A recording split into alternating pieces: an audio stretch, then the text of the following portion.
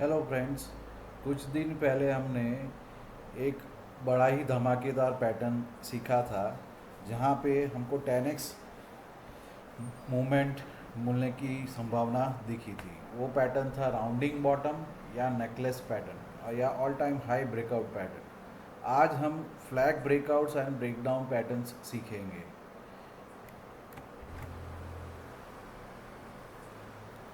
Video शुरू होने से पहले ये डिस्क्लेमर पढ़ लीजिए। I am not a SEBI registered analyst. All post are for educational purposes, non advisory, discretional, no claims, rights reserved. I am not responsible for your profit or losses. Please consult your financial advisor before investing. So the flag patterns are the continuation patterns or called as uh, up or down trend scenario. तो यहाँ पे हमको flag के अलग अलग steps दिख रहे हैं, how the flag is getting formatted and एक फ्लैग कैसे जनरेट होता है, बनता है, वो यहाँ पे स्टेप्स द्वारा दिखाया गया है। तो यहाँ पे एक फ्लैग पैटर्न के लिए we must see like this: continuous up or down trend must be there. There must be consolidation or the formation of clothes, जहाँ पे एक फ्लैग का जो कपड़ा रहता है, एक पोल के पास एक कपड़ा खड़ा रहता है, उसको फॉर्मेशन होना चाहिए। तीसरा, उसमें एक सिग्निफिकेंट सिग्नल दिखना चाहिए ब्रेकडाउन या ब्रेकआउट के करस्पॉन्डिंग। चौथा पॉइंट है, there must be some confirmation about whether the breakout और ब्रेकडाउन हैज़ हैपेंड। वो कैसे पता चलेगा? साइज ऑफ द ब्रेकडाउन और breakout candle defines that that is a breakout और ब्रेकडाउन। मतलब जो कैंडल डिसीजिव कैंडल है, जिससे पता चलता है कि यहाँ पे फ्लैग ब्रेकआउट हुआ है या ब्रेक डाउन हुआ है, वो डिसीजिव कैंडल के साइज़ के ऊपर एक डिपेंडेंसी है। दूसरा, उसके नीचे कितना वॉल्यूम ट्रेड हुआ है उस ब्रेकआउट या ब्रेकडाउन कैंडल के ऊपर, वो एक इम्पॉर्टेंट फैक्टर है। और not but the least, that the risk reward ratio must be greater than और equal to 3।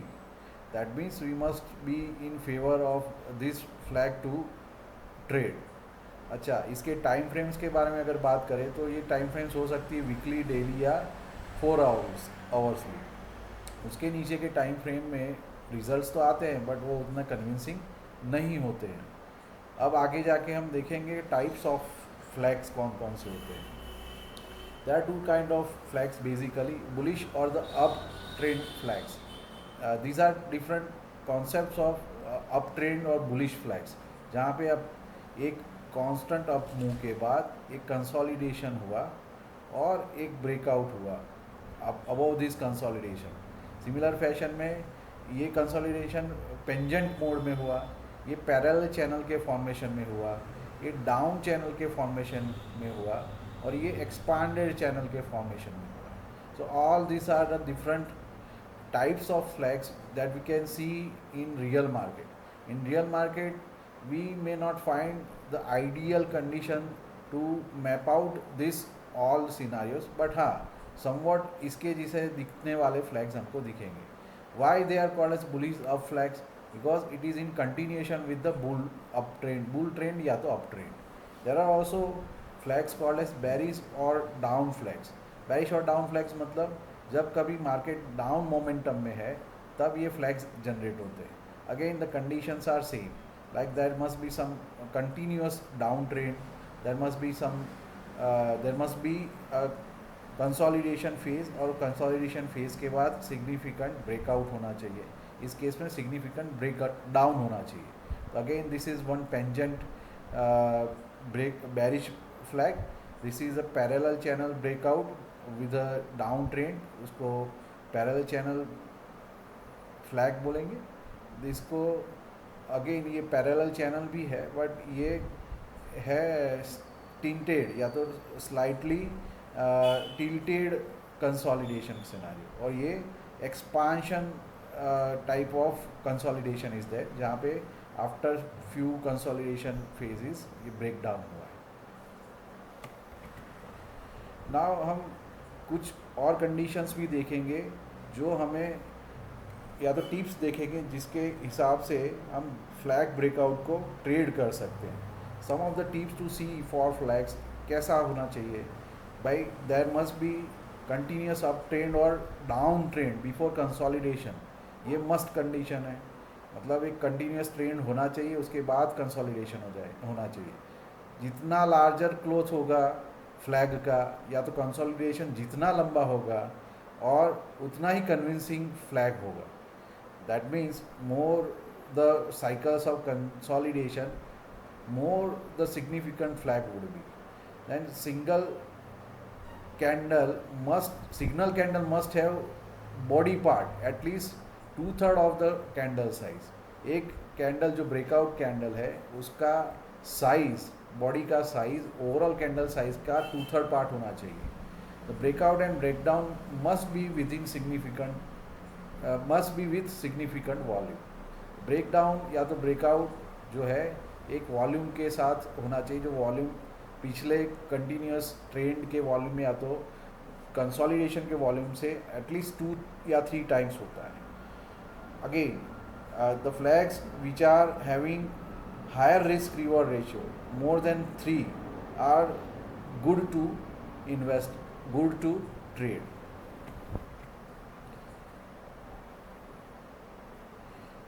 Now will see different flag formation जो कि हमने पिछले डिफेंस सेक्टर के स्टॉक्स में देखे थे, जिसके हिसाब से मैंने टेक्निकल फ्रंट पे और ऑन द मोदी वेव मैंने कुछ स्टॉक्स सजेस्ट किए थे। तो उसमें से पहला स्टॉक है हिंदुस्तान एरोनॉटिक्स लिमिटेड। ये वीकली चार्ट है जहाँ पे रिसेंट फॉर्मेशन में एक फ्लैग ब्रेकआउट हुआ था विद अ सिग्निफिकेंट वॉल्यूम, और हमने टारगेट बताया था 19th of may of 5000 or to the 6000 with a stop loss of 3800. Already this target has been achieved. अगर इसको हम चार्ट पे देखेंगे तो how it looks like, let us move to the chart. हमारे सामने हिंदुस्तान एरोनॉटिक्स का वीकली चार्ट है। वहाँ पे मैंने 19th ऑफ मे को फ्लैग ब्रेकआउट के करस्पॉन्डिंग एक टारगेट दिया था।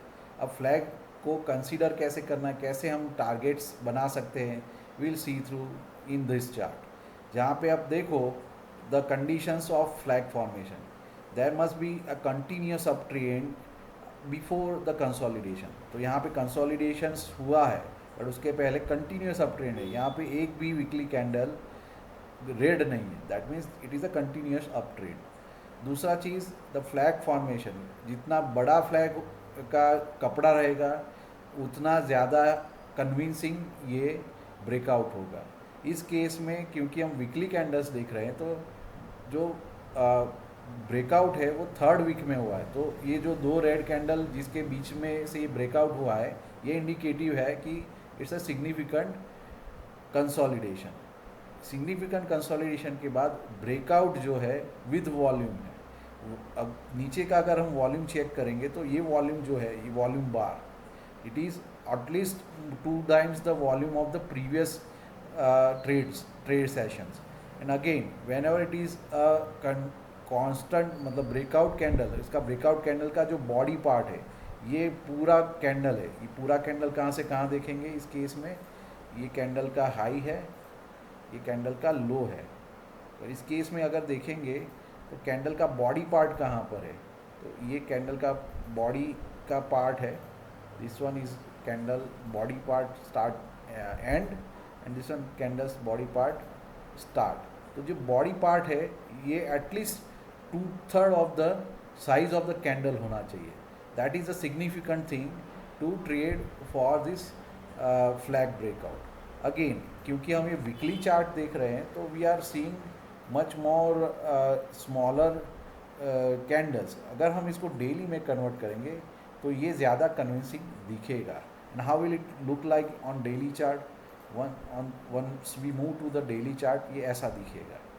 सी when the flag formation was there, तो यहाँ पे ये यहाँ से चालू हुआ कांस्टेंट अप मूव। तो कांस्टेंट अप मूव के रहते यहाँ पे अगर हम बात करते हैं स्पेसिफिक टू दिस स्टॉक, तो यहाँ पे कांस्टेंट अप मूव के बाद एक कंसोलिडेशन जनरेट हुआ और फिर यहाँ पे ब्रेकआउट जनरेट हुआ।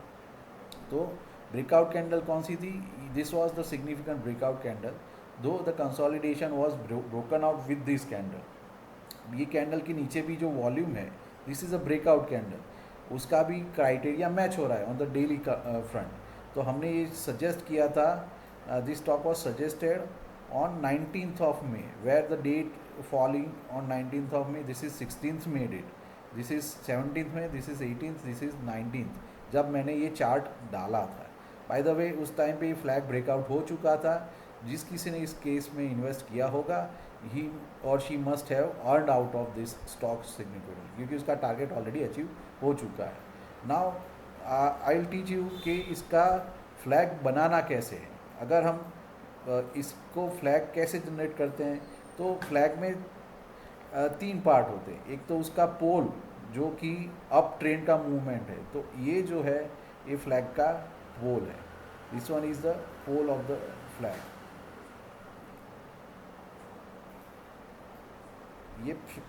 ये जो ब्लैक लाइन है, this is the pole of the flag. इसको बोलेंगे cloth of the flag. This one is the cloth of the flag. This is a cloth of the flag. इसके बीच में स्टॉक कंसोलिडेट होता है. उसके बाद there is a breakout candle. तो this one is a breakout candle for this stock. Which one is the breakout candle? This one is the breakout candle. This is a breakout candle. It's a breakout candle. Breakout candle के बाद targets define होते हैं. Now as because this was weekly breakout, तो weekly breakout के target weekly पे define होते हैं. Let's see how the targets are getting defined. अब इसको मैं वीकली फॉर्म में कन्वर्ट करता हूँ.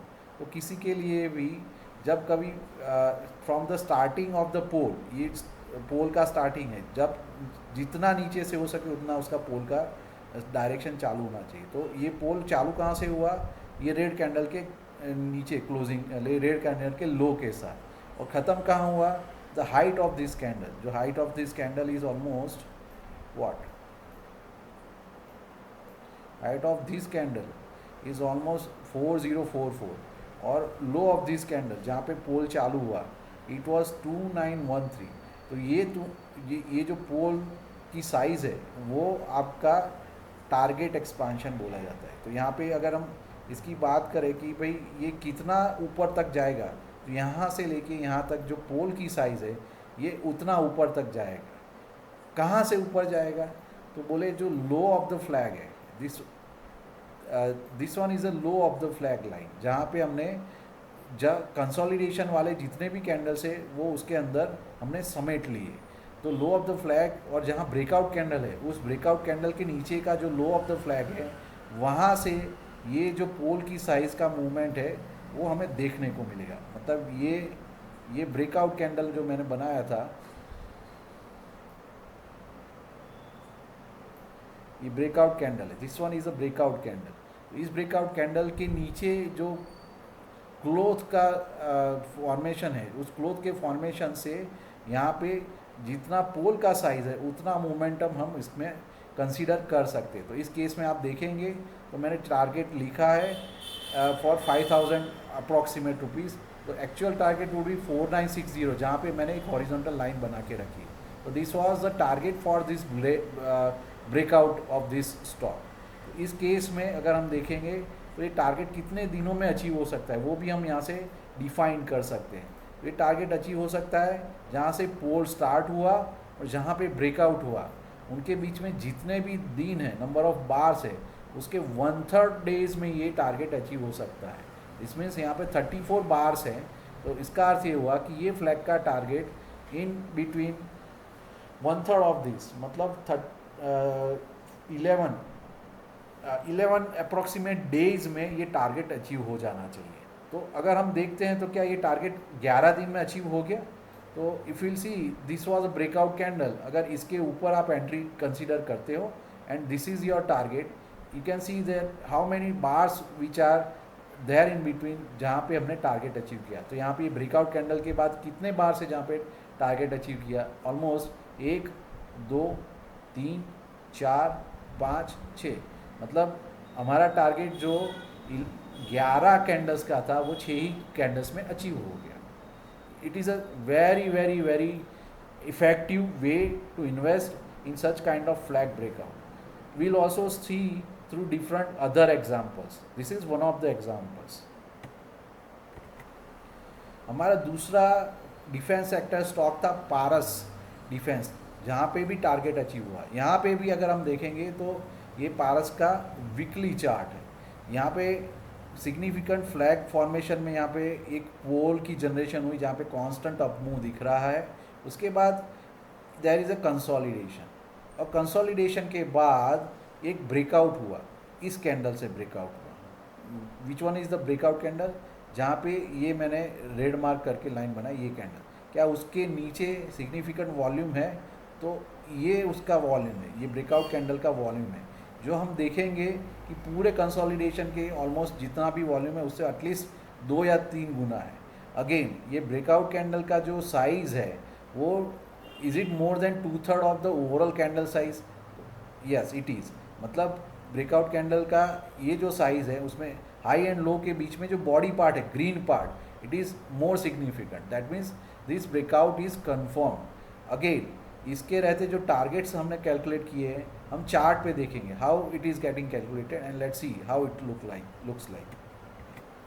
तो this is weekly chart of Paras. Again as I told कि इसमें टारगेट्स कैसे हम कैलकुलेट कर सकते हैं। मैंने बताया कि जो पोल की साइज़ है वो पोल की साइज़ का मोमेंट यहाँ पे 402 रुपये का मोमेंट है। ये moment low of the flag से एक्सपेक्टेड है। As you can see the low of the flag as marked by the dark colour, जहाँ पे मोर और less all the consolidations are marked out. यहाँ पे देखेंगे तो मैंने एक लाइन बना के रखी है अराउंड 1014, जो कि उसका टारगेट वैल्यूएशन है आफ्टर ब्रेकआउट। तो ब्रेकआउट कैंडल जैसे मैंने बताया था यहाँ पे, this one was the breakout candle for this Paras defence. This one was the breakout candle. जो ब्रेकआउट कैंडल के बारे में बात कर रहा था कि भाई उसका जो बॉडी पार्ट है वो मोर देन 2/3 पार्ट होना चाहिए ओवरऑल कैंडल का, और उसके नीचे सिग्निफिकेंट वॉल्यूम होना चाहिए। अब यहाँ पे और एक चीज़ मार्क करते हैं कि यहाँ पे ज़्यादा बड़ा कंसोलिडेशन था और उसके साथ सिग्निफिकेंट ब्रेकआउट हुआ। तो मैंने बताया था कि the more the length of the flag is not flag but the cloth of that flag, this is a pole, this is a cloth of the flag, the more significant breakout is। तो अगर हम देखेंगे तो यहाँ पे almost मैंने 774 पे breakout पे ये सजेस्ट किया था यहाँ पे इसके आसपास, और उसका टारगेट हमने बोला था 1024 and 1258, all two targets have been achieved. यहाँ पे ना तो स्टॉप लॉस हिट हुआ, ना ही इस ब्रेकआउट के बाद वो कहीं स्टॉप हुआ। अगेन कितने दिनों में ये टारगेट अचीव हो सकता है? एज पर थियरी जितना लेंथ ऑफ द फ्लैग है, जहाँ ब्रेकआउट कैंडल के तक नंबर ऑफ बार्स हम गिनते हैं, this are the number of bars between starting of the pole and the breakout candle. उन बार्स के 1/3 कैंडल्स के अंदर ये फ्लैग का टारगेट अचीव होता है।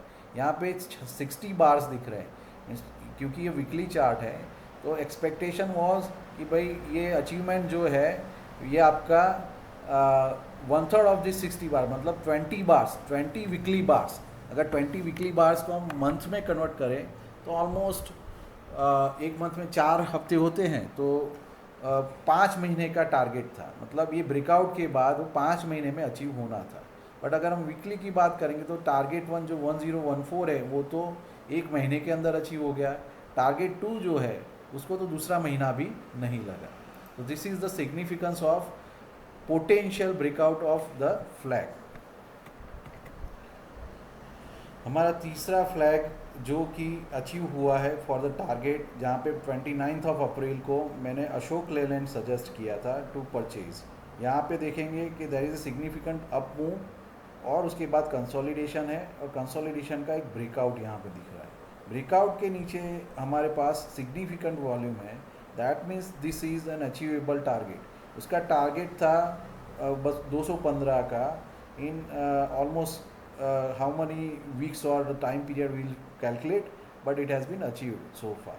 तो अभी हम अशोक लेलैंड के चार्ट पे जाएंगे। यहाँ पे देखेंगे this is a weekly Ashok Leyland chart, जहाँ पे number of bars in between breakout candle and the flag formation is almost 56। मतलब ये 56 बार्स इनके बीच में, तो हमारा टारगेट क्या होगा, कितने वीक्स में अचीव होगा? 1/3 ऑफ दिस 56, मतलब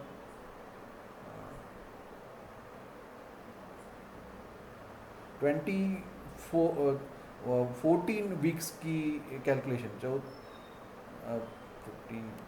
15 18 वीक की कैलकुलेशंस बैठती है। अगर 18 वीक की बात करें तो इट इज़ ऑलमोस्ट 4.5 महीने की बात है। So this target would have been achieved in 4.5 month from what value 185 से 215 का, बट कितने हफ्ते में अचीव हो गया? 1 2 3 ऑलमोस्ट 3 या 4 हफ्ते में अचीव हो गया।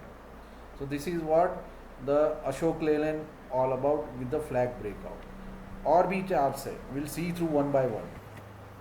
हमारा चौथा स्टॉक है मस्गॉन डॉक, जहाँ पे भी टारगेट अचीव हुआ है। ये स्टॉक मैंने 19 मई को सजेस्ट किया था with the flag breakout formation and with the significant volume beneath this flag breakout. यहाँ पे कंसोलिडेशन के बाद एक बड़ा ब्रेकआउट आया, ब्रेकआउट के बाद the target was around 3760 which was achieved. तो यहाँ पे देखेंगे कि यहाँ पे डिफेंस सेक्टर में कितने दिनों में टारगेट अचीव होना था? 58 बार्स, मतलब कि 58 वीक्स का जो ड्यूरेशन था उसके 1/3 ड्यूरेशन में, दैट वाज और दैट इज ऑलमोस्ट 17 या 18 वीक्स के आसपास। अगेन ब्रेकआउट का जो पोल साइज़ है वो ऑलमोस्ट 1872 रुपीज़ का है, जो ब्रेकआउट कैंडल के नीचे से लेके यहाँ पे टारगेट डिफाइंड है 3760। As you can see all exactly I made out the target line, जो कि 3760 यहाँ पे टारगेट लाइन भी लिखा हुआ है। जो स्टॉप लॉस रहता है वो जो ब्रेकआउट कैंडल है उसका जो मिड पॉइंट है उसके 2% नीचे का स्टॉप लॉस रखना होता है। Majorly it is almost the line from the confluence point, जहाँ पे हाईएस्ट पॉइंट के आसपास का उसका स्टॉप लॉस रहता है। यहाँ पे भी देखेंगे तो ये रिट्रेस होके प्रीवियस हाई के आसपास रिट्रेस हुआ था, जहाँ पे एक शार्प मूव आया था 2nd और 3rd ऑफ द मई को, जो कि इलेक्शन का जो रिज़ल्ट डे था ना, फ्राइडे सैटरडे, जहाँ पे ये मूवमेंट आई थी, दिस वाज द डे। उसकी वजह से ये वहाँ से रिटर्न हुआ है, तो वो भी आपका स्टॉप लॉस कभी हिट नहीं हुआ है। हमने stop loss for the sake of safety वो कितना बताए? 2080 is almost the previous consolidation zone, जहाँ के मतलब इस कैंडल के लो के आसपास हमने ये स्टॉप लॉस रखा है 2080। दैट मीन्स ये कैंडल अगर पूरा भी नीचे संक हो जाता है फिर भी हमारा स्टॉप लॉस बचा रहेगा। और इस केस में फेवरेबल रिस्क रिवॉर्ड नहीं दिखता है, बिकॉज ये ऑलमोस्ट उतना मूवमेंट दे चुका था। तो भी मस्गॉन डॉक अगर किसी ने बाय किया होता तो उसका टारगेट ऑलमोस्ट अचीव हो गया होता। हमारा परफेक्ट फ्लैग ब्रेकआउट एक स्टॉक सजेस्ट किया था मैंने on the 1st of January, जहाँ पे वीकली ब्रेकआउट दिखा था मुझे at valuation of around what 1398 was a breakout candle, जहाँ के बाद उसका टारगेट था almost 790 rupees from the breakout value, that was almost 2136। As you can see the target was achieved and it was done and dusted. Targets कितने week में अचीव हुआ ये भी एक सिग्निफिकेंट वैल्यू है। ऐसे जैसे हमने लर्निंग देखा कि जो ब्रेकआउट कैंडल है उसके नीचे सिग्निफिकेंट वॉल्यूम है और ब्रेकआउट कन्विंसिंग है after right up move and consolidation. ऐसे स्टॉक अगर आपकी रडार में आते हैं तो आपको अच्छा रिटर्न देके जाते हैं। यहाँ पे अगर रिटर्न की बात करें तो रिस्क और रिवॉर्ड कैसे कैलकुलेट किए जाते हैं वो मैं किसी एक लाइव स्टॉक के रहते आपको समझाऊंगा। This are the all stocks जो मैंने पास्ट में आपको दिए थे जिनके टारगेट्स अचीव हुए। अगर आप मार्कआउट करेंगे तो क्योंकि मार्केट अप मूवमेंट में है तो हमें ये जो फ्लैग फॉर्मेशन है अभी अप मूवमेंट में ही दिखेगा।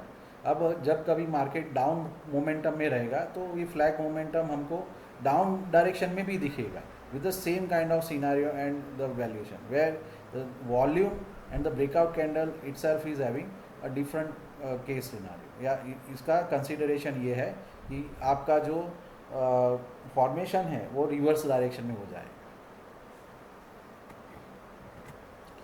अभी हम जो स्टॉक्स देखेंगे नेक्स्ट 2 या 3 स्टॉक्स जिसका फ्लैग ब्रेकआउट अभी रिसेंट हुआ है, if somebody wants to invest in with the kind of theory and the scenarios that I have shown, one can achieve the financial goal from the flag breakout।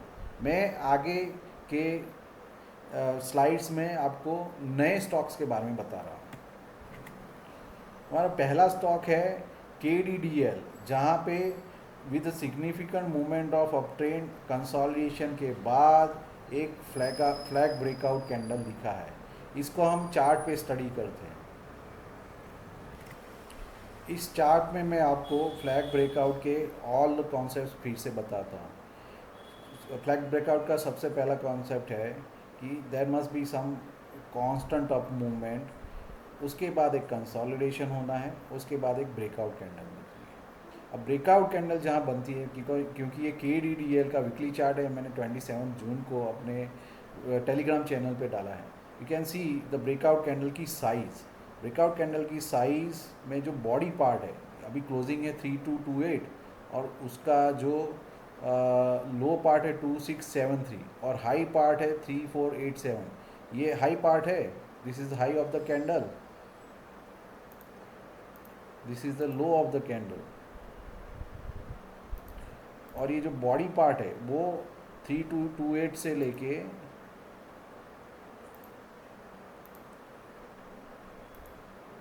2713, it is more than 2/3 of the overall size of the candle. Overall size of the candle क्या है?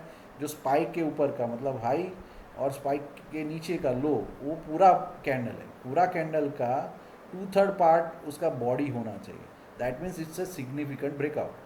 उसके साथ confirmatory signal है नीचे का volume.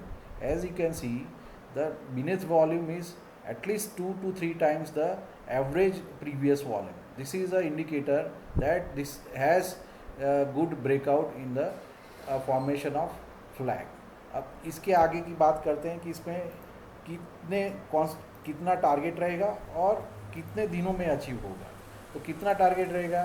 From the start of the pole to the highest part of the pole, and this target should be achieved in the number of in the formation of lowest low part of the flag। जहाँ पे ये जो cloth का लो है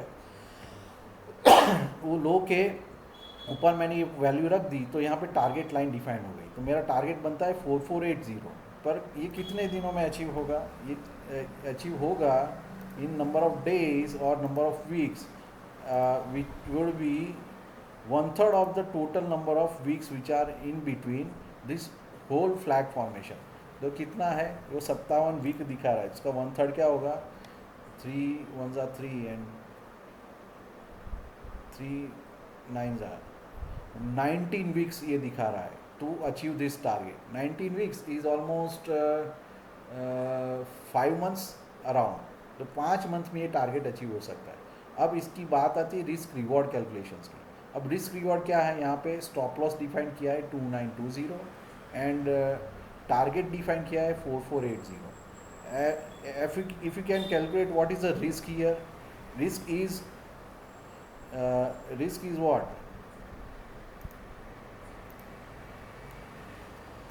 risk is equal to CMP minus stop loss. Reward what?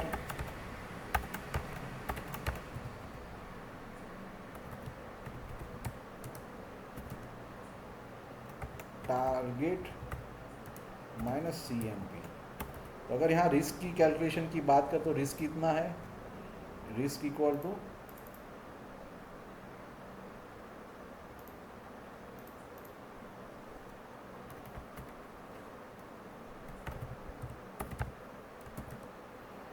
CMP कितना है? 3174 minus stop loss कितना है? 2920 और रिवॉर्ड कितना है? 4480 against the current market price 3174। तो ये वैल्यू हो गया। अगर कैलकुलेटर से लेते हैं तो ये वैल्यू क्या होगा?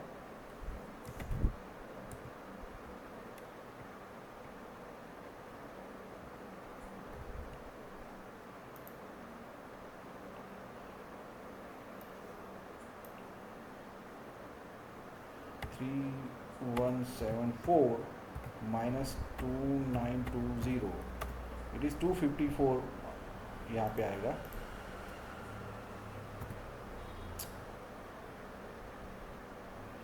254 और रिवॉर्ड कितना रहेगा? 4480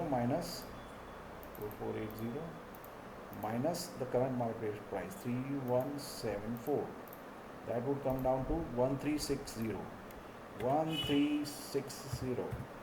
तो रिस्क और रिवॉर्ड वर्सेस रिस्क का रेशियो क्या होगा? Reward versus risk would be 1360 divided by 254. That would come down to 5.14. 5.14.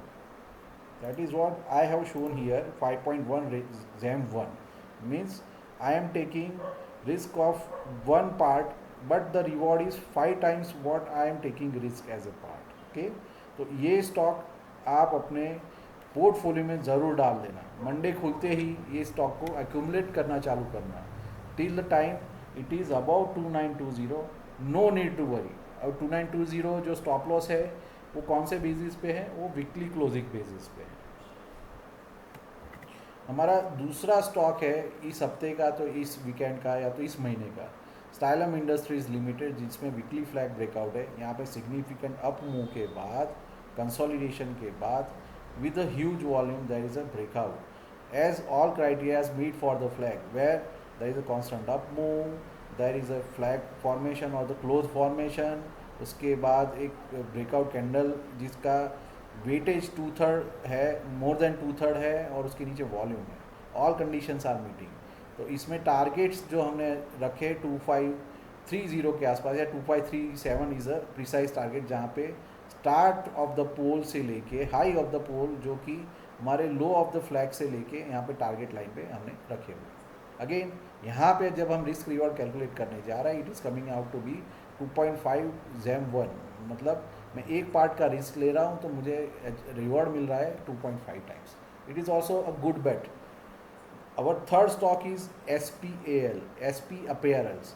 यहाँ पे ऑलरेडी फ्लैग ब्रेकआउट हो चुका है, बट क्योंकि ये वीक ख़त्म हो रहे थे, हमने उसको 29 जून को देखा था. That's why I have drawn this chart here. यहाँ पे भी सेम कंडीशंस है with a significant up move and after consolidation there is a flag breakout candle. ये फ्लैग ब्रेकआउट कैंडल के नीचे जो वॉल्यूम है वो सिग्निफिकेंटली हाई है compare to previous average volume, और इसका जो क्राइटेरिया है 2/3 से मैच कर रहा है, मोर देन 2/3 है इसकी ओवरऑल बॉडी पार्ट. तो against the current market value of 738 जब मैंने इसको मार्कआउट किया था, द टारगेट वाज 970. तो 730 से के लेके 970 की बात करेंगे तो ऑलमोस्ट 830 930 250 का टारगेट है, जबकि इसका stop loss with current value 730 को लेके 620, इट इज़ अराउंड 620 का अगर स्टॉप लॉस लेते हैं तो भी 110 रुपये का स्टॉप लॉस है, और ऑलमोस्ट 250 रुपये का target. It is almost 2.2 ZEM1 का टारगेट इसमें बनता है. हमारा चौथा और सिग्निफिकेंट स्टॉक है गल्फ ऑयल लुब्रिकेशन, जहाँ पे भी वीकली ब्रेकआउट दिखा है. It's a very significant breakout, जहाँ पे after consolidation with a big volume and big movement यहाँ पे ब्रेकआउट है.